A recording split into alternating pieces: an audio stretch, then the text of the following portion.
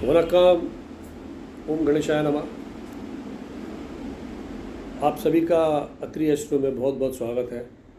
मैं हेमंत शर्मा एक बार फिर आपके सामने उपस्थित हुआ हूँ।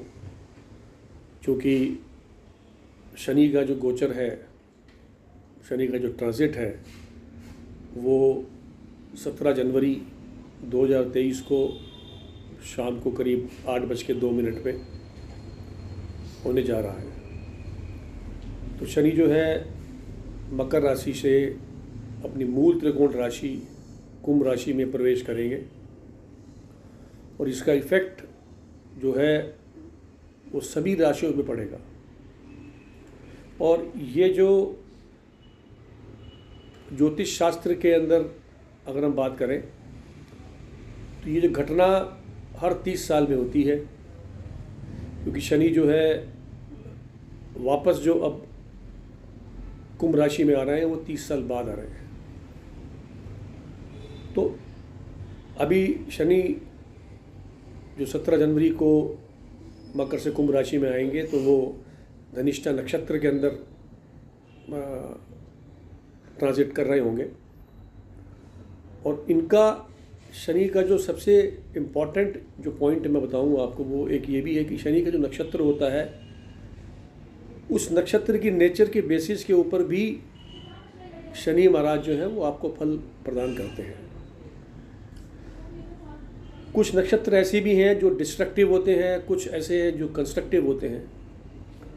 तो दोनों ही तरह के नक्षत्र जो हमारे ब्रह्मांड में है, जो 27 नक्षत्र हैं, उनमें कुछ नक्षत्र प्रत्येक ग्रह के लिए डिस्ट्रक्टिव होते हैं और कुछ ग्रह के लिए कंस्ट्रक्टिव होते हैं। फॉर एग्जांपल अगर मैं आपको बताऊं तो जैसे भरणी नक्षत्र है जो कि शुक्र का नक्षत्र है, लेकिन क्योंकि भरणी नक्षत्र जो है इट बिलोंग्स टू एरीज, मेष राशि को बिलोंग करता है, तो इसीलिए वो शनि के अगेंस्ट है।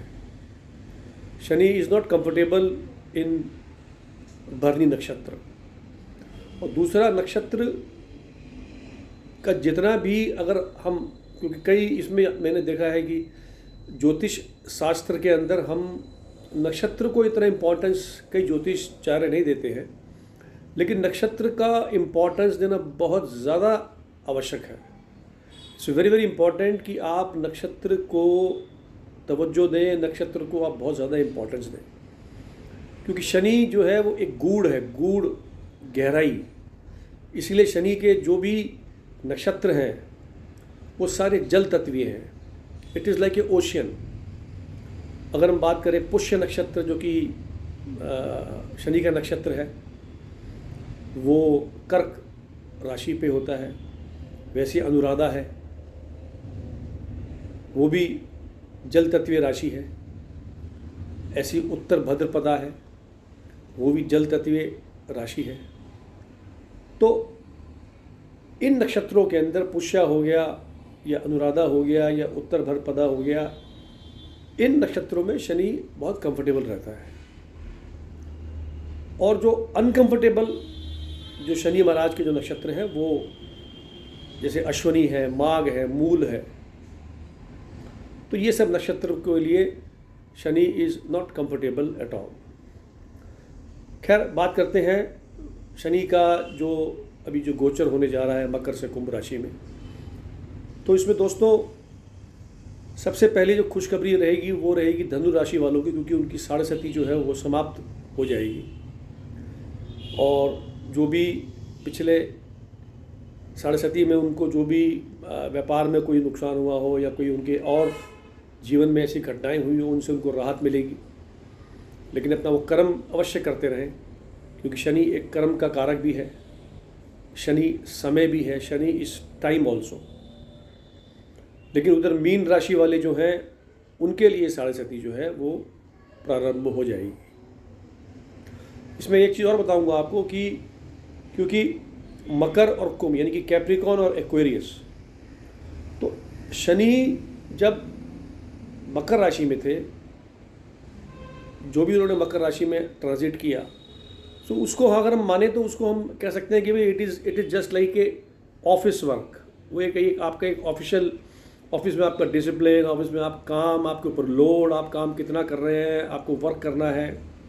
लेकिन जब ये मूल त्रिकोण राशि में जो शनि जब प्रवेश अभी करेंगे कुंभ राशि में यानी कि एक्वेरियस में, तो इस समय इनका जो टेंडेंसी रहेगी वो आपको जो आपने पिछले 2.5 साल में 3 साल में जितनी आपने मेहनत करी है उसका रिजल्ट्स जो है वो आपको देने में वो ज़्यादा उनकी इम्पोर्टेंस रहेगी and it will be more faster. क्योंकि मकर राशि में शनि की जो गति थी वो दैट वाज स्लोअर, क्योंकि शनि की गति भी वैसे स्लो ही होती है, लेकिन क्योंकि अब ये अपनी मूल त्रिकोण राशि में आएंगे, अपनी कुंभ राशि में आएंगे, तो it will give faster results.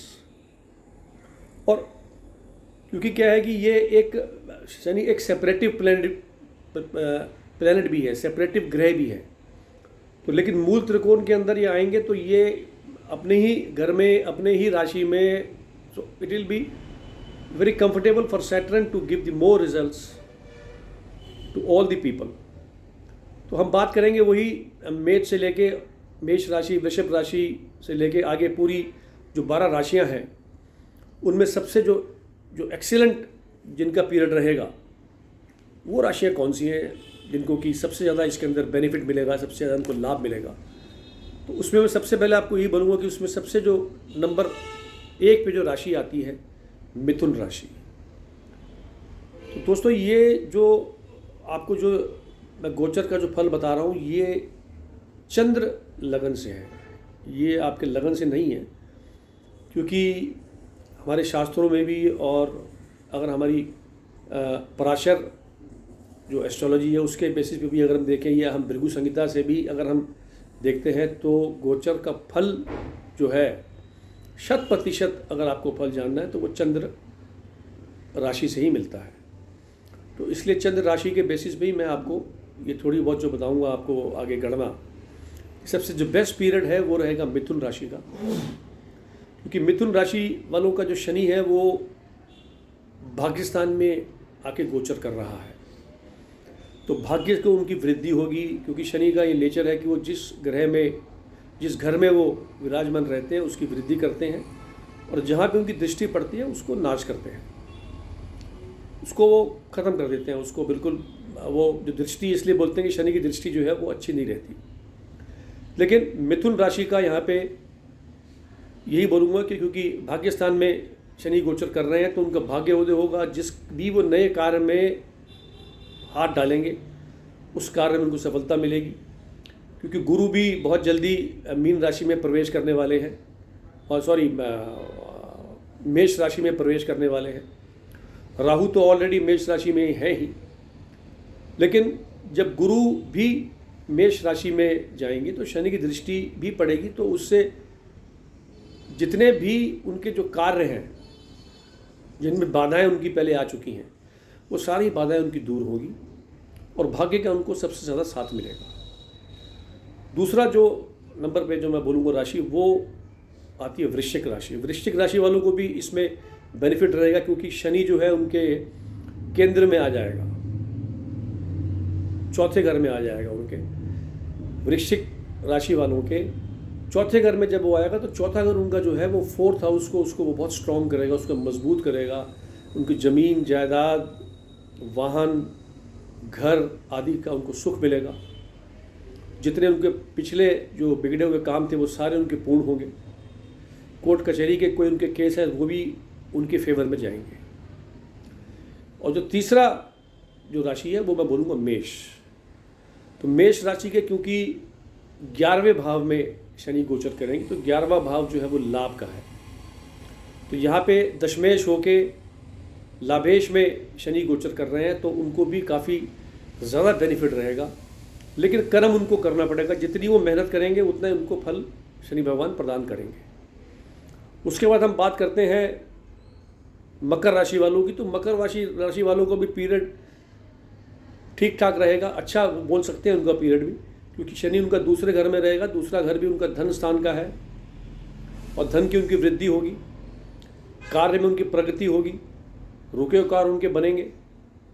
कुटुंब में कोई अच्छे कार्य होंगे, कुटुंब में जो पहले कलेश था वो कलेश उनका ख़त्म हो जाएगा, सुख शांति उनको मिलेगी। ये सब चीज़ें और बाकी जितनी भी अगर मैं आपसे कहूँ कि जो राशियाँ हैं उनका पीरियड ऑन एन एवरेज हम मान सकते हैं। अगर वृषभ राशि की बात करें, टॉरस की, तो टॉरस वालों का भी पीरियड ये काफ़ी बेटर रहेगा, लेकिन उनको मेहनत बहुत करनी पड़ेगी क्योंकि शनि उनका गोचर करके 10वें घर में आ जाएगा, केंद्र में आ जाएगा। लेकिन उनको मेहनत खूब करनी पड़ेगी जिससे उनको बहुत लाभ मिलेगा। अगर कोई व्यक्ति कॉम्पिटिटिव एग्ज़ाम की तैयारी कर रहा है तो वो कॉम्पिटिटिव एग्जामिनेशन में ईजिली वो आ सकते हैं। कोई अगर आईपीएस की तैयारी कर रहा है वृषभ राशि वाला, अगर वो सीरियसली मेहनत से काम करे, मेहनत से पढ़ाई करे, तो वो उसमें सिलेक्शन उनका हो सकता है। तो ये सारी जो इम्पॉर्टेंट जो राशियाँ मैंने बताई हैं आपको, इनको तो लाभ मिलना ही मिलना है। बाकी जो राशियाँ हैं उनका भी ऑन एन एवरेज पीरियड में मान सकता हूँ कि जैसे अगर कन्या राशि की बात करें तो कन्या राशि का पीरियड भी ऑन एन एवरेज रहेगा क्योंकि शनि उनके छठे घर में विराजमान हो जाएगा। तो छठा घर शत्रु को होता है, हालांकि वो शत्रुओं की वृद्धि करेगा लेकिन शत्रु उनके ऊपर कोई हावी नहीं हो सकते। बीमारी अगर कोई आएगी तो छोटी मोटी बीमारी आएगी, लेकिन वो उससे बीमारी से वो अपने आप को ठीक कर लेंगे क्योंकि शनि की दृष्टि फिर 12वें घर पे पड़ती है। तो 12वें घर पे दृष्टि पड़ेगी तो वो 12वां घर जो है वो, क्योंकि हमारी जो ज्योतिष शास्त्र है उसमें बोला गया है कि 12वां घर, छठा घर और 8वां घर जो है ये तीनों ही जो स्थान है वो दुष्ट स्थान होते हैं। तो शनि की अगर दुष्ट स्थान पे दृष्टि पड़ती है तो वो उसका बेनिफिट देता है, उसमें आपको बेनिफिट मिलेगा।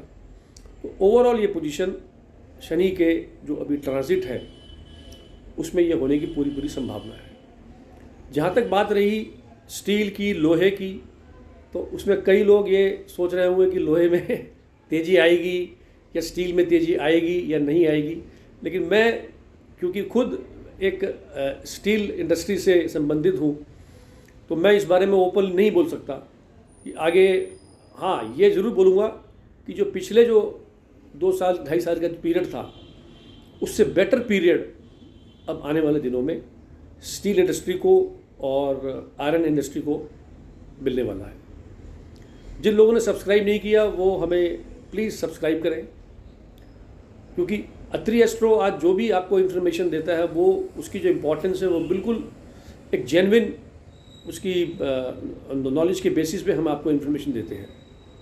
तो आशा करता हूँ कि आप सभी का आने वाला पीरियड सुख समृद्धि के साथ और आपके परिवार के अंदर खुशियाँ लाए। धन्यवाद।